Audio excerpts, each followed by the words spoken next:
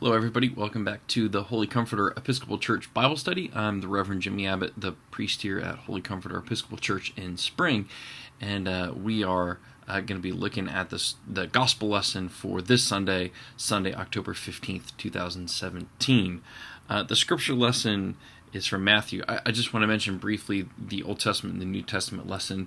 The Old Testament lesson is Moses has gone up the mountain to talk to God about the commandments.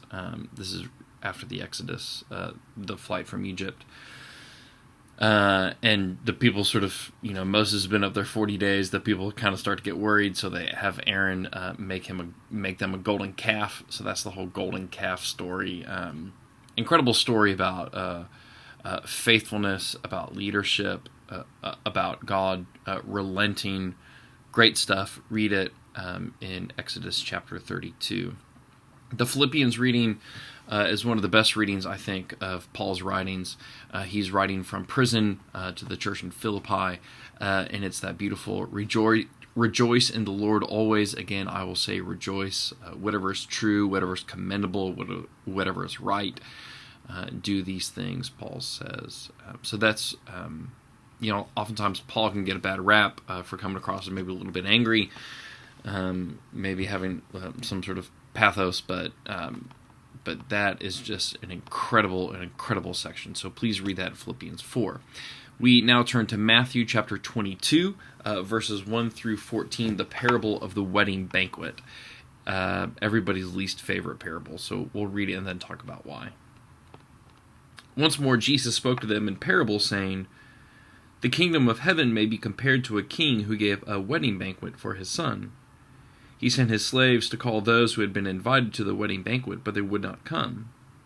Again he sent other slaves, saying, 'Tell those who have been invited, look, I have prepared my dinner, my oxen and my fat calves have been slaughtered, and everything is ready. Come to the wedding banquet.'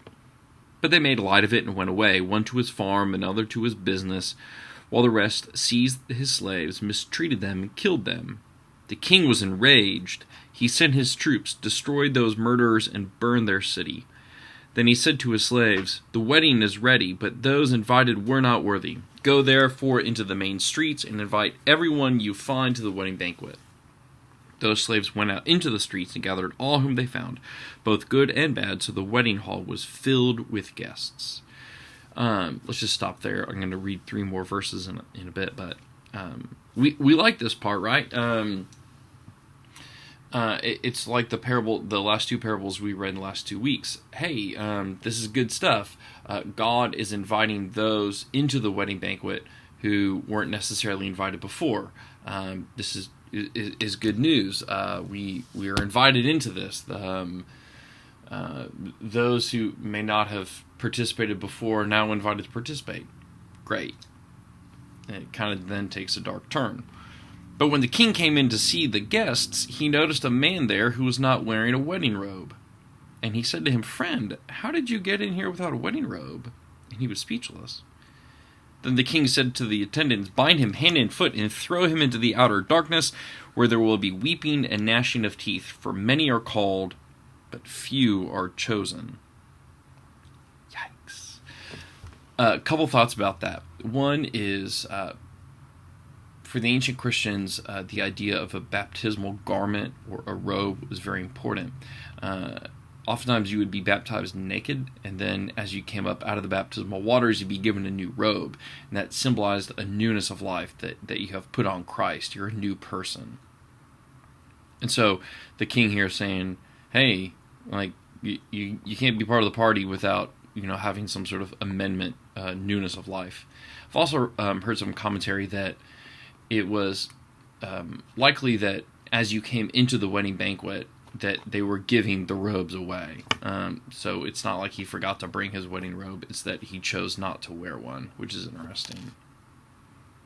I think when we think about the church then, because I think this is a great parable for the church, is that the church needs to be a place of radical welcome. Anybody's welcome. We go out into the streets, we get the good and the bad. We get anybody. Like, let's just pack the wedding hall.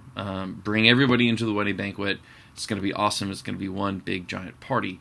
That being said, once you're inside the banquet hall, then you have to act appropriately.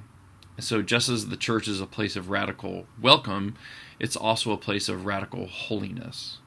And that those of us inside the church need to have an amendment of life. That our lives need to look different in the wedding banquet than they did before. That in some sense we need to put on the wedding garment so that we look different, behave differently. I think that's what this is getting at. Oftentimes in the Episcopal Church, there's this sort of methodology of welcoming new people into a congregation called invite, welcome, connect. You invite people, you welcome them into your midst, and then you connect them to the life of the parish. I think actually what Jesus represents here is invite, welcome, challenge. Everybody's invited, you're welcomed in, you're given all the tools that you need, but then you're challenged to live a holier life. A life of love and grace and mercy, the life of Jesus Christ as you make your way in this journey of discipleship to become more and more like Christ. So that's how I read this parable, that it's about invite, welcome, and challenge. I'd love to hear from you. Please send me an email, jimmy@holycomforterspring.org, or you can leave a comment in the comment section below. I'd love to hear from you. Have a great day, and may God bless you on your journey.